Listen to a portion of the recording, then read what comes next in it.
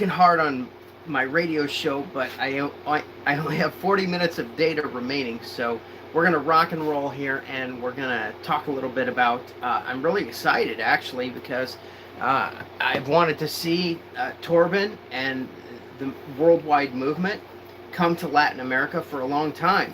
You know, the Lord asked me, once I was home free, 7 years ago, I moved to Mexico. I was safe in another country, away from all of the BS.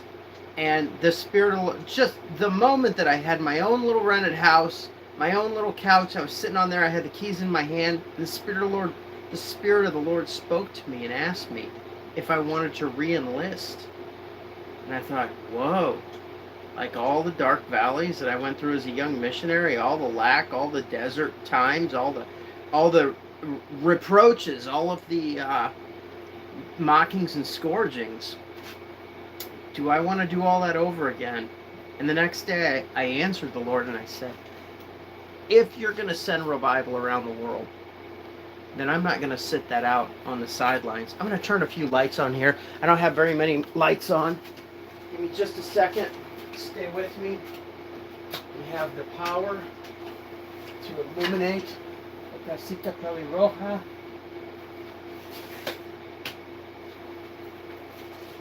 I have lights all over the place. It just takes me a moment to turn them on. I didn't realize I was over here working in the dark. Thank you for your patience. So here's what I told the Lord the next day. It's a big deal. If you ever know anyone who's gotten out of the military and they want them to re-enlist, it's generally 6 years at a bump. It's kind of a big deal. So I told the Lord, if you're going to send revival around the world, here, I prefaced it with this. In the gospel, in El Evangelio, we're getting our butts kicked around the world. There's just the gospel is in retreat everywhere except a few backward countries like Uganda, a special country for me because I was discipled by Ugandans. And I told the Lord this, I said, if you're going to turn the tide, and if you're going to send revival around the world, then I want in the game. I don't want to sit on the sidelines. And I agreed to re-enlist under that condition. I really did not want to do it fighting another rear guard action. I wanted the gospel to advance. Well, it was only a few months after that I came across the work of Torben Sondergaard. So people have seen me stand up for Torben and this or that. I have some of his books here. They're autographed, by the way. The Lord told me in 2017, after I watched his entire online Bible school, to go and meet with him and to give him the right hand of fellowship and to welcome him into the United States. So I did that, but this was the first indication that the Lord was making good on his half of the deal, that he was sending revival around the world. And of course there are other things. Sometimes it's difficult for a new movement to realize that God is also working someplace else. So what I would really like to see, now that TLR is going to be seriously moving into Latin America, there's been some presence in Latin America, but if TLR seriously moves into Latin America, I really want to see a bottom-up approach, which the TLR has always been. Street evangelism, personal discipleship, preaching to people one-on-one, praying for the sick in the public places, healing the sick, and putting people immediately in the waters of baptism. But at the same time, we also have a top-down approach where we have leaders and presidents and great evangelistic campaigns that are starting to happen in Latin America. And I'm a little bit mind blown about that, but it's happening. If you've watched my work, I've reported on it about every week on the Living by the Sword radio show, which goes out to shortwave to all of the Americas.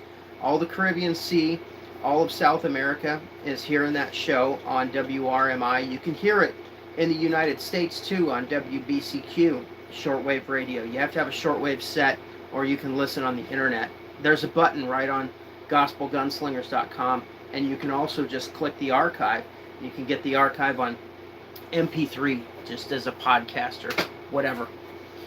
So I'm talking about the campaigns that are going on. You know, the cruel dictator of Nicaragua approved the gospel to be preached in the central square of his Central Park, just right up the street from his government palace, and you know, the head of his despotic military. The gospel was just preached there a month ago, and I'm talking 200,000 people came out in a tiny nation, a very poor and backward nation. The capital city is still damaged from their civil war in the 1970s. Their Catholic cathedral is gutted. It's just got a fence around the ruins now. I don't know if you saw my opening slide, but there's another fence around the ruins of another place that I had to pull out of and undust my feet, because there's so little value put on partnership and friendship in the gospel. I hope that this is a lesson that Torben has learned during his incarceration. He says that he has learned it, that he realized that there were some other people out there, maybe even some other pioneers.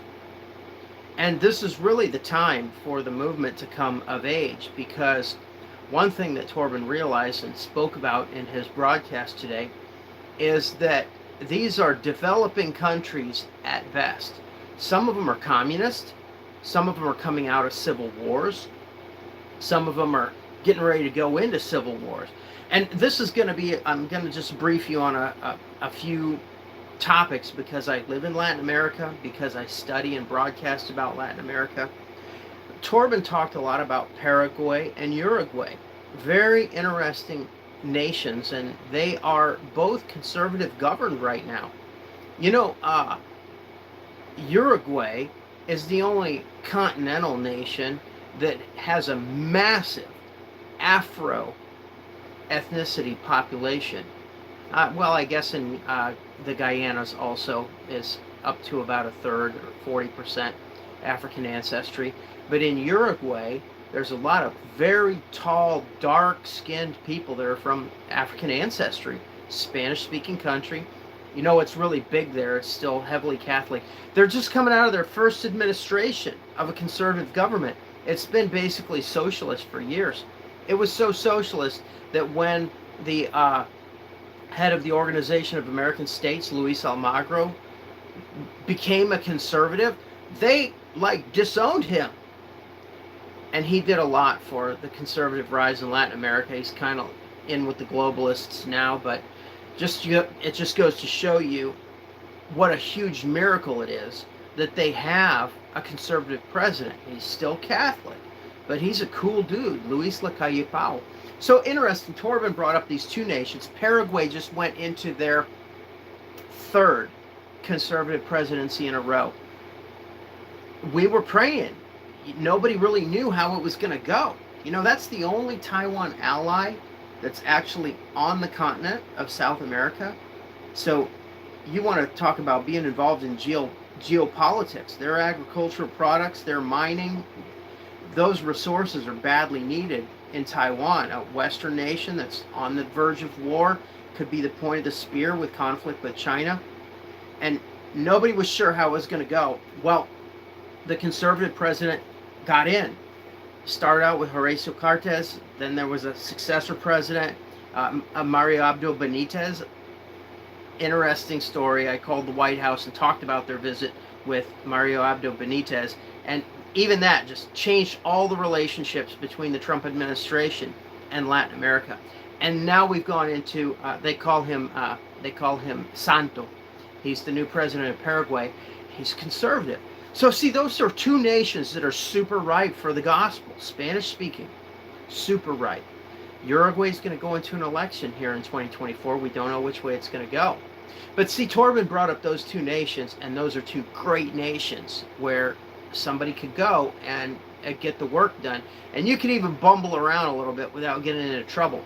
You go into a communist country, you got to be careful. Peter Allman, who was discipled by Torben. Torben said, people think I spent a long time with Peter. I spent like one afternoon. Torben kick-started Peter. And then Peter ran TLR Sweden for a long time, and then he went all over the world, including to Argentina, and I was there. I got to be there for the Argentina campaign. Sadly, there were miracle healings and everything. A lot of people went right back to church. They said the old wine's better. Even worse, they, after experiencing the miraculous, said in their heart, this is what we need to build our church. Wrong answer. You don't put the new wine into old wineskins. So sadly, the nation of Argentina rejected revival at that time. They had done it before. You know, Carlos Anacondia, who led a great revival in Argentina in our lifetime, as the decades went by, he converted to the Assemblies of God, which is, they're famous for killing the anointing and killing revivals. The third, fourth, and fifth largest Assemblies of God churches in the world are in Buenos Aires, Argentina. Anyway, the nation went that way, and the communists took over. It only went for 4 years. A miracle has happened with military help. There's a new president in Argentina. So Argentina is a great place to go into right now and to preach like a madman. It's ripe. And you'll have to work to get in trouble because there's a conservative government from the top. Peter, not long ago, went to Bolivia. I was a little nervous about that because the Christian ex-president of Bolivia is in the dungeon there in Bolivia. Yeah. I'm really sad about that. And so if the president gets locked up, thrown out of office, they actually grabbed her in the Caribbean, in Trinidad and Tobago. A hit team of Bolivian jackboots grabbed her off the street in another nation, flew her 1,000 kilometers back to Bolivia, and threw her in the dungeon. And she's been in the dungeon like 1,000 days now. Very serious. And she's a beautiful ex-newscaster. I'm really sad. She wept when she took her Bible into the presidential palace. So this is just something that you need to be aware of. There are a lot of communist countries in South America right now. And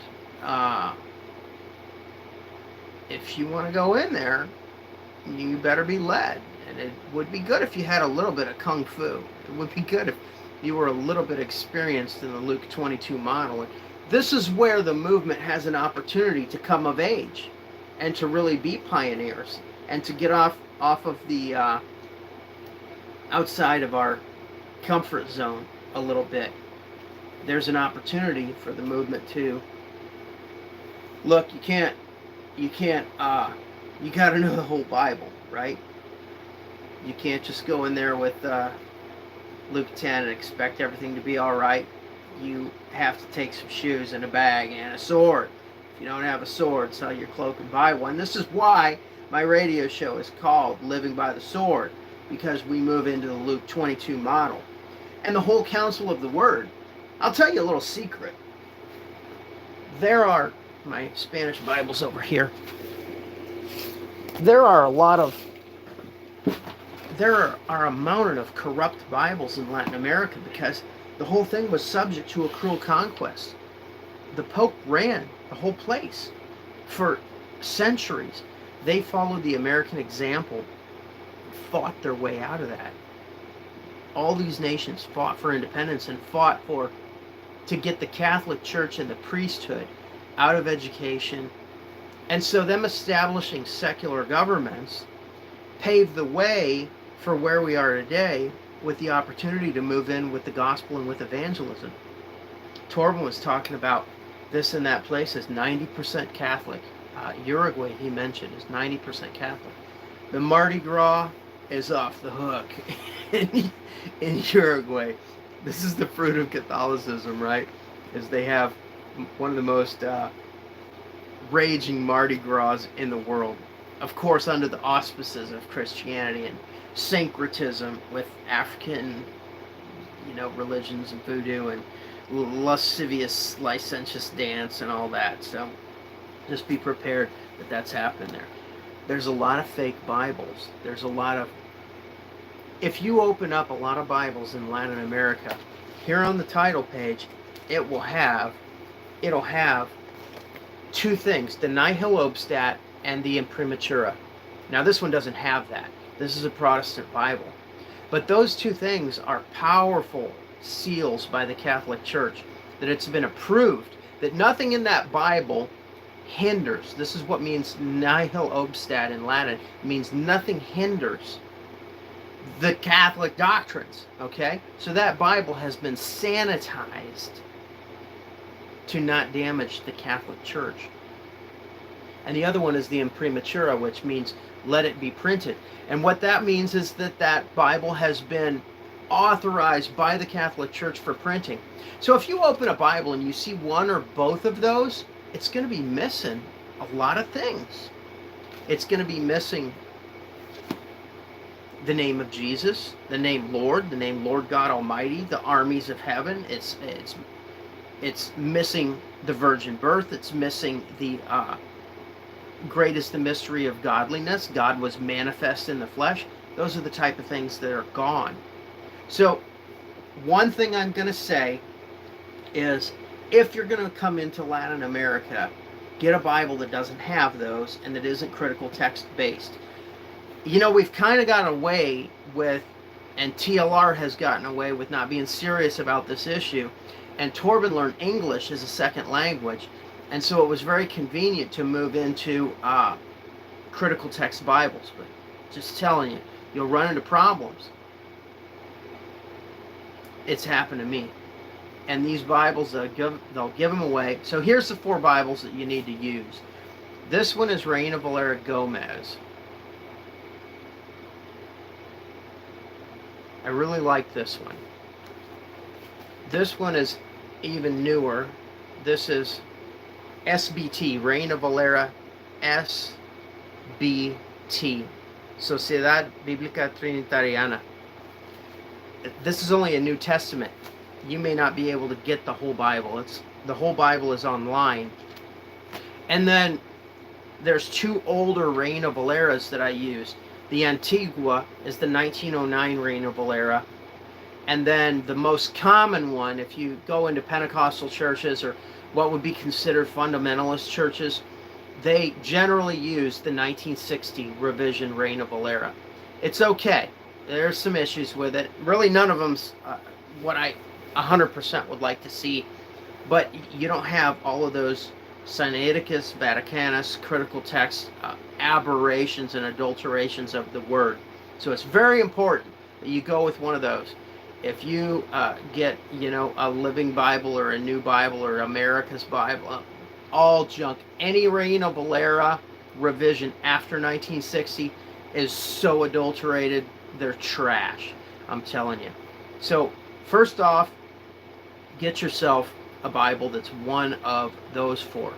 Reina Valera Gomez, Trinity Bible Society, or a 1960 or a 1909 Reina Valera.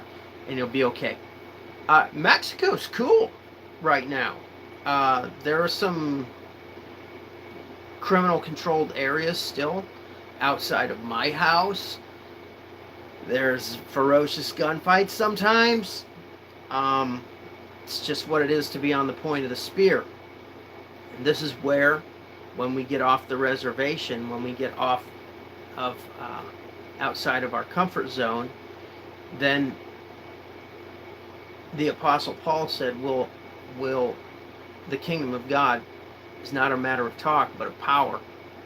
So we'll see who's ready to suffer a little bit and to get a little further away from the Starbucks and the McDonald's and get out and do it.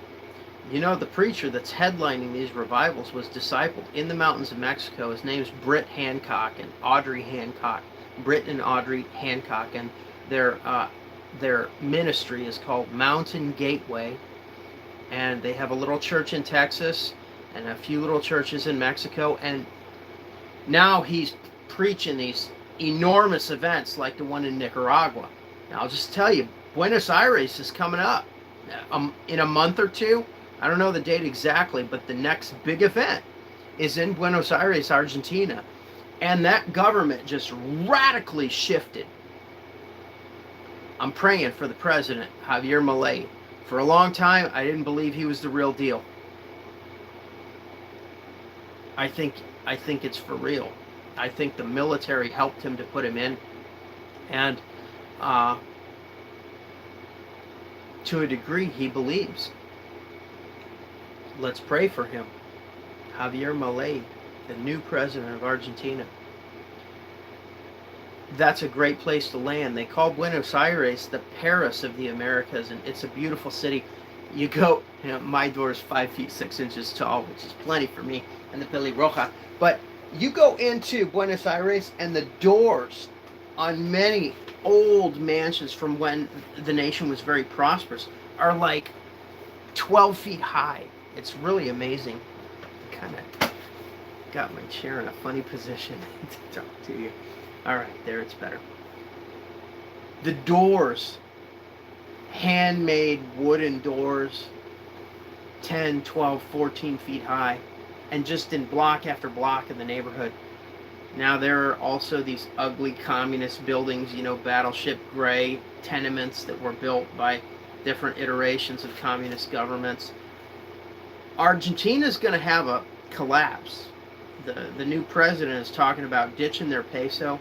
When I was there with Peter, this is 6 years ago, the peso was the same as the Mexican peso, 17 to the dollar. Today it's 800 to the dollar. So everybody that had savings, it's wiped out. That's where the nation is. They're ready to turn. It's a great place to go and administer. Just be faithful, Don't be part of the problem. And part of where I've seen TLR missionaries fail is they get into this pride and this arrogance and this idea that the gospel is only this deep. Just watch my other videos if you're interested in some of the wrong directions that people have come out, and a lot of it was things that Torben didn't teach. And remember, Torben's a new man himself. I don't know that he really loved America, or I don't know that he really loved the developing world and the poor nations until going in and doing a hard year with Spanish-speaking people. A teacher of mine told me years ago, the fastest way to learn Spanish is to go to Tijuana and get arrested. Of course, I determined that I was not going to do that. In the end, I did. And I learned a lot of Spanish being captive, imprisoned by the Zapatistas in the south of Mexico. And I also learned to hate communism even more than I already did, but at that point it became personal, meeting the people that had murdered so many Christian pastors and escaping with my life. That's an interesting story you can find elsewhere on my channel. But Torben took the short route for learning Spanish. He's gotten by for a lot of years speaking his second language of English and having people translate and going around the world that way. But he heard an awful lot of Spanish for 412 days. Most every person that he was locked up with was a Spanish-speaking person. There are other languages in the Americas too. Belize is largely English-speaking. It's kind of 50-50, a lot of Spanish spoken there as well. And that's a nation that you can base out of and work. There's some instability there. They're not sure which direction they're going to go. As far as staying with the Commonwealth, a lot of people don't like the King Charles that has taken over after Elizabeth's death. And of course, the crown is the head of state for many Commonwealth countries. And so some of them are getting away from that around the world. But Belize is right here in the Americas, borders Mexico. There's also Guyana. And we're talking a lot about the Guyanas in broadcasts today because the Venezuelans want to invade. And they probably will.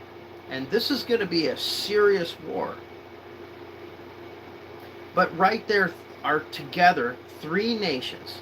There's Guyana, which is English speaking, and their capital, Georgetown. And then to the east of that is Suriname, which is a Dutch colony, and they speak Dutch. And then next is French Guiana, where they speak French. It's a part of France. And there are rumblings. There's fighter jets going here or there. Just know that war could break out. And that's really going to test the faith of anybody, even somebody who's already cut their teeth in the mission field and in foreign lands.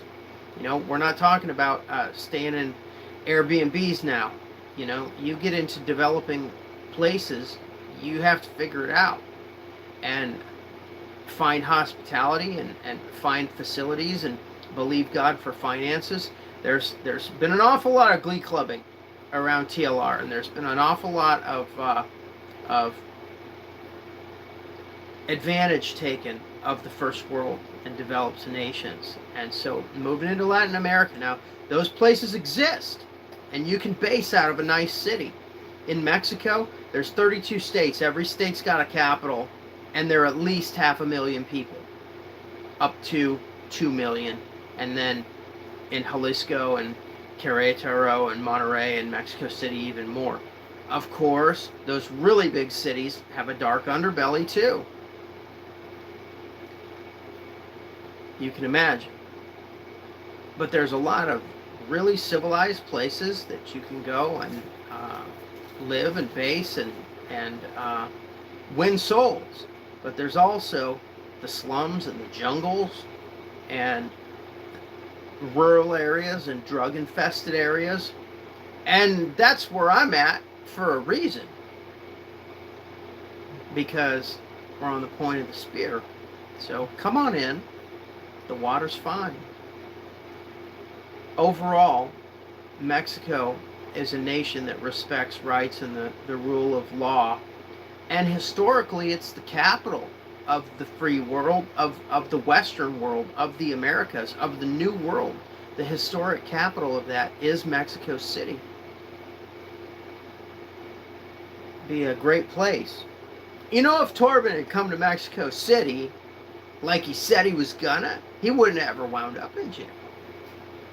So that's a lesson for him and everyone, that you can hear and obey, and you don't have to be subject to the Lord's chastisement. All are subject, right? But those who the Lord chastises not are bastards and not sons. He could have come and stuck his pin in Mexico City, hung out in an English-speaking neighborhood, done outreaches from there, traveled from there.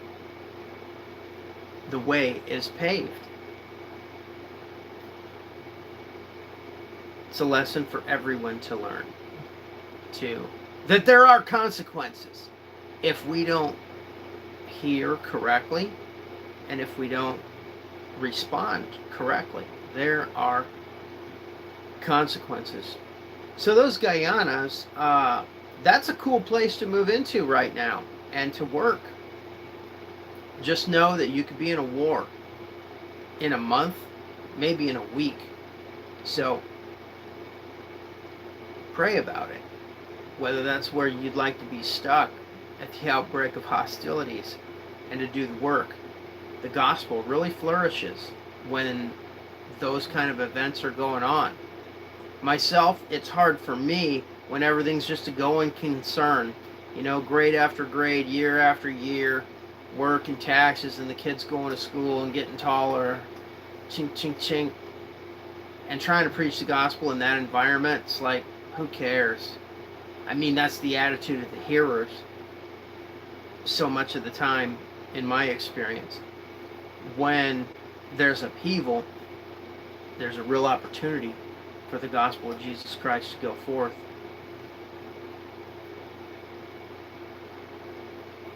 I hope Torben is very selective of who he brings to the Americas. That there aren't any scofflaws, that there aren't arrogant people. I'll tell you a little secret if you're in another part of the world, that for those of us who are Americans, you know, we're known for being cowboys and literal pioneers. It wasn't 1,000 years ago that the Vikings settled our lands. It was like the age of our great-grandparents and beyond. So not very many generations since people survived by squirrel hunting. It hasn't been very long, and we remember it as a society. We're horsemen, we're fist fighters, we're shootists. It's the way that we are. And when we meet a European man, just the way that they cross, I can't even get my legs to do it, just the way that they cross their legs, we make fun of them because it's so homoerotic. It's so effeminate in our thinking. And maybe for Torben, that's what's comfortable. But I tell you what, it's an affront to God. And y'all need to reaffirm your own gender roles to come over here to the Americas. You know, it was in the Americas that the Spanish language was transformed by French teachers. So this is during the Age of Empire. And this is where Spanish became a gendered language. It's much more difficult to de-gender Spanish than it is to de-gender English, because we don't have a lot of words with genders. Ships are one of them. Ships are always female. It's always a she. And now they're getting away from that. In most print, a ship is an it. It's an adulteration of our language. But in Spanish, every word is male or female. Every noun is male or female. And the things that pertain to women are la, feminine. And the things that pertain to men are masculine. So we have el guante, el cepillo, the brush, the glove. Those are things that men traditionally use in their work. La escoba, the broom. Women traditionally sweep. Everything is like that. And it's very difficult, even for me as an English speaker American, it's very difficult for me to think in terms of a gendered language and to speak it correctly. But coming out of Europe, it's like,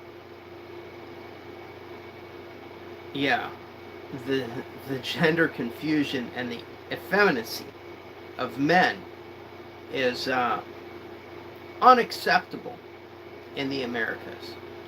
So if your workers are like that, and there's some of them in the Americas too that have gotten terribly confused. You know, I've had people ask me, Torben built this Bible school in Carolina, everything was going to be great, that was going to be the center of affairs. And what happened? All right, I'll just tell you. I have met Jared Luba, and I do not like him. And he doesn't like me. So we're agreed, see? And that guy was the guy that Torben gave a free rein to teach and to set the culture of how the discipleship went.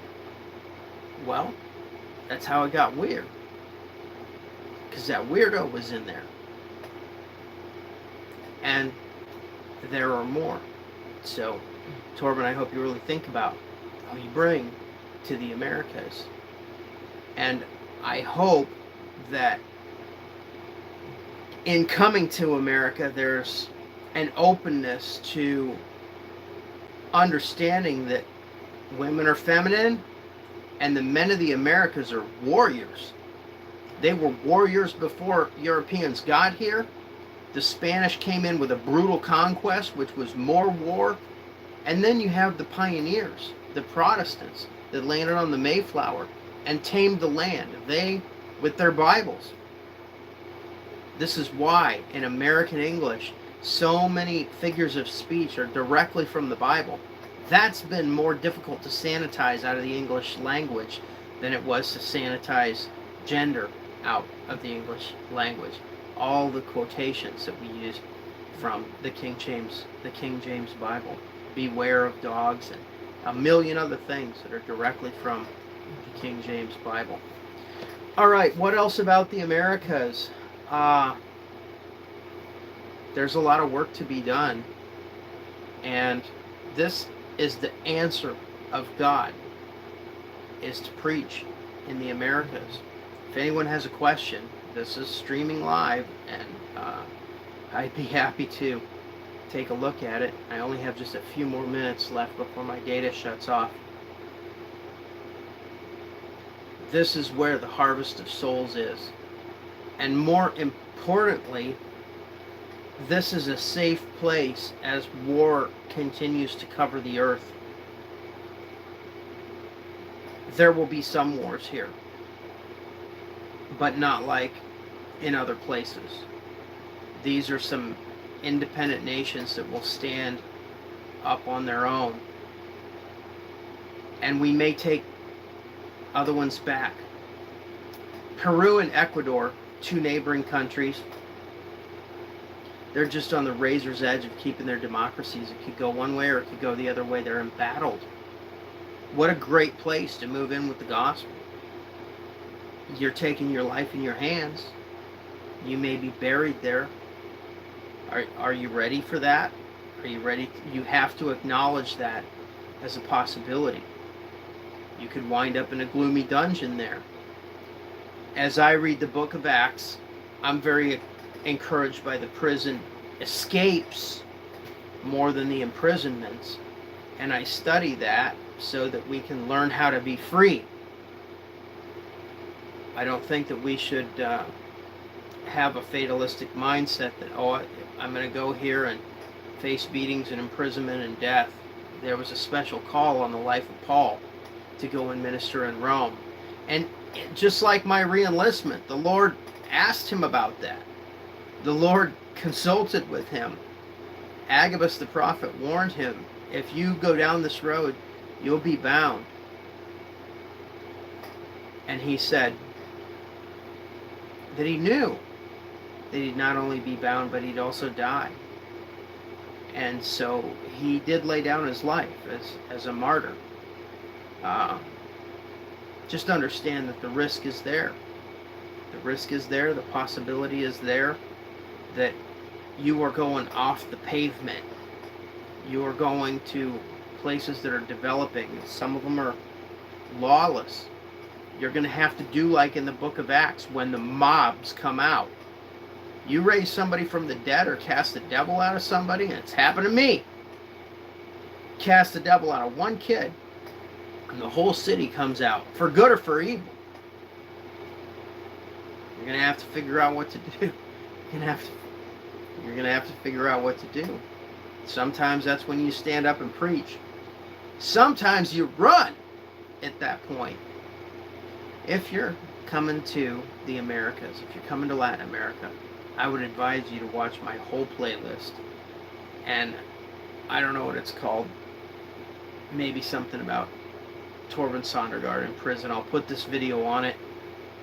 And please look at the history of things playing out, as my invitation's been out there for more people to come to America, for more people to come and work in this harvest field, and for the movement to know that there is a safe place for the woman in the wilderness. And I believe that for centuries that prophecy of Revelation 12 has been playing out in the Americas. And so even now, you can be part of it. You can take hold of it. God bless you all. My data's gone. Please let's be friends and follow me.